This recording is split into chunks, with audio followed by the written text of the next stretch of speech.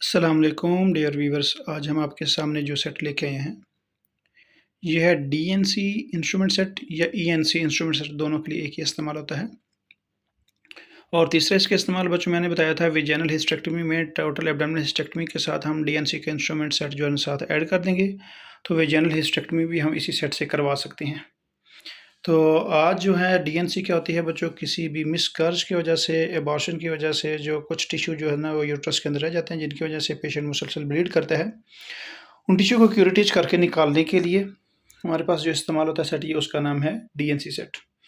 बच्चों इसके एक एक इंस्ट्रूमेंट्स का नाम हम बताएंगे आपको। इसकी तरतीब ट्रॉली की मैंने आपके सामने बताई हुई है, दिखाई हुई है, उसी हिसाब से आपने सर्जिकल ट्रॉली लगानी है। तो सबसे पहले देखें तो ये तीन तरह के मेरे पास फोर्सेप पड़े हुए हैं। ये दोनों मेरे पास प्लेन फोर्सेप हैं, लेकिन साइज़ इनका डिफरेंट है। ये भी मेरे पास प्लेन फोर्सेप है और ये भी मेरे पास प्लेन फोर्सेप है, और उसके बाद ये वाला जो टूथ फोर्सेप है मेरे पास, जिसके आगे टिप पे टूथ बने हुए हैं। और उसके बाद मेरे पास ये नीडल होल्डर है।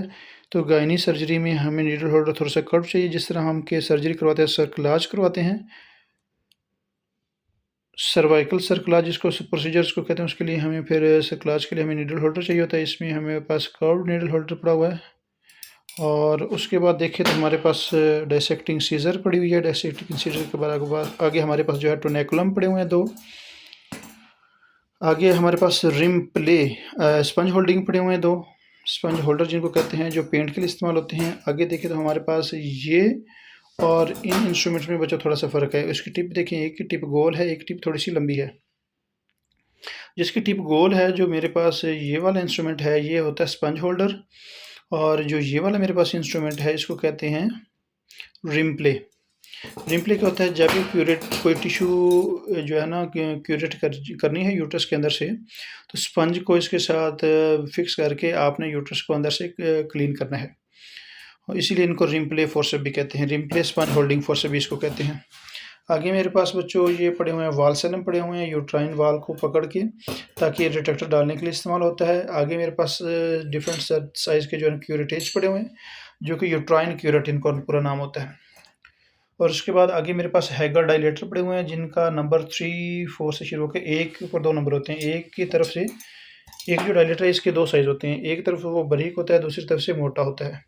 तो इसको देखें, ये 3 नंबर है और जबकि दूसरी साइड इसकी 4 नंबर की है। इस तरह ये टोटल जो हैगर्स डायलेटर होते हैं, ये टोटल 8 होते हैं इनके नंबर के हिसाब से। सबसे पहले बच्चों मेरे पास ये पड़ी हुई है, ये मेटेलिक कैथेटर होती है। तो स्टार्ट में ब्लैडर को खाली करने के लिए ब्लैडर में ये डाल के इसके नीचे किडनी ट्रे कर देते हैं, ताकि यूरिन जो है उसको आउट कर दी जाए ब्लैडर से और ब्लैडर खाली कर ली जाए। ये मेरे पास टावल क्लिप पड़े हुए हैं, जब हम शीटें पेशेंट के ऊपर डालनी है तो उनको फिक्स करने के लिए। उसके बाद मेरे पास बच्चों इन साउंड, इसका पूरा नाम होता है, यूट्राइन को मेजर करने के लिए इसके ऊपर ये देखें नंबर लगे हुए हैं, ठीक है।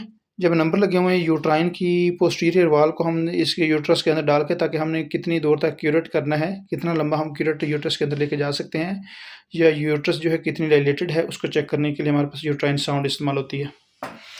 आगे देखिए बच्चों, मेरे पास ये जो इंस्ट्रूमेंट है, ये दिखने में आपको बड़ा अजीब सा लग रहा होगा। ये बच्चों सक्शन कैनोला होता है। बाज़ औक़ात सक्शन एवैक्यूएशन डॉक्टर साहब ने लिखा होता है प्रोसीजर का नाम, तो उसमें अंदर क्यूरेट करके उसके बाद सक्शन करवाते हैं, ताकि वो टिश्यू सारे को रिमूव करवाया जाए। ये सक्शन एवैक्यूएशन कैनोला भी इसको कह सकते हैं। आगे बच्चों मेरे पास ओवम फोर्सेप पड़ा हुआ है। कुछ पेशेंट्स में हमने फिर बायोप्सी लेनी होती है डीएनसी के दौरान या ईएनसी के दौरान, जिसको एग्जामिनेशन एंड क्यूरेटेज कहते हैं। तो उसमें जो टिश्यू की या उस क्लॉट की हमने बायोप्सी लेनी होती है, उसको इसके ज़रिए से लेते हैं। इसको आगे से देखें तो ये कप शेप है, तो ये बायोप्सी के लिए इस्तेमाल होता है गायनी में। अगर जनरल सर्जरी में ये पड़ा होगा तो इसका नाम ओवम फोर्सेप और स्टोन होल्डिंग फोर्सेप भी इसको कहते हैं। आगे देखें तो मेरे पास किडनी ट्रे पड़ी है, उसमें एक 3 नंबर का मेरे पास बीपी हैंडल भी पड़ा है, ताकि अगर हमें कहीं इंसुलिन की ज़रूरत पड़ती है तो हम इसके साथ दे दें। आगे मेरे पास बच्चों गैली पॉट भी पड़ा हुआ है। ये देखें तो मेरे पास डक स्पेकुलम, इसका मुंह देखें तो बतख की तरह का है, इसलिए हमने इसको क्या कहते हैं, डक स्पेकुलम कहते हैं। डबल एंडेड, आगे बच्चों मेरे पास देखें तो ये डबल एंडेड पोस्टीरियर वेजाइनल वाल डिटेक्टर पड़े हुए हैं। ये डिफरेंट साइज़ और डिफरेंट जो है ना लेंथ की हैं, तो इसलिए डिफरेंट, अगर पेशेंट की हाइट पे डिपेंड करता है, पेशेंट की बॉडी की वेट पे डिपेंड करता है। अगर पेशेंट ज़्यादा बड़ा होगा तो हमें बड़ा भी डिटेक्टर, पोस्टीरियर वेजाइनल वाल डिटेक्टर डबल एंडेड चाहिए हो सकता है, और छोटा पेशेंट होगा तो उसके लिए छोटा भी चाहिए हो सकता है। तो ये मेरे पास सिंगल एंडेड पोस्टीरियर विजनल वाले ट्रैक्टर पड़े हुए हैं। तो आज आपके पास ये कभी डॉक्टर साहब को डबल चाहिए हो सकता है, तो डबल ना यूज़ करें तो कुछ डॉक्टर साहबान जो है ना वो सिंगल यूज़ कर लेते हैं।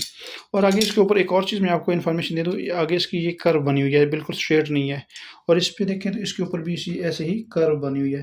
और ये कर्व बनने का मतलब जब हमने पोस्टीरियर रख लिया है इसको, तो इंटीरियरली जब हमने क्यूरेटिज करना है तो इसके ऊपर से ब्लड दाएँ बाएँ नहीं जाएगा, इससे गिरता हुआ वैसे ही नीचे डस्टबिन हमने रखी तो उसके ऊपर गिर जाएगा, इसीलिए इसकी शेप ऐसी बनाई हुई है। बच्चों आज का हमारा सेट हुआ मुकम्मल डीएनसी, डिलीटेशन एंड क्यूरेटिज इसका पूरा नाम होता है। ये प्रोसीजर किया कब जाता है बच्चों? ये प्रोसीजर करना जो हमारे पास जब मिसकर्ज हो जाए, मिस अबॉर्शन हो जाए, तो उस वक़्त हमें फिर वो यूट्रस को क्लीन करना होता है, ताकि जो है ना यूट्रस वो क्लीन हो जाए और ब्लीडिंग जो है बाज़ पेशेंट्स की जो होती है वो ख़त्म हो जाए। क्योंकि जो जो यूट्रस की लाइनिंग होती है उसके साथ टिश्यू अगर रह जाए तो वो मुसलसल ब्लीड करता रहता है, तो पेशेंट के लिए जानलेवा हो सकता है। थैंक यू सो मच बच्चों।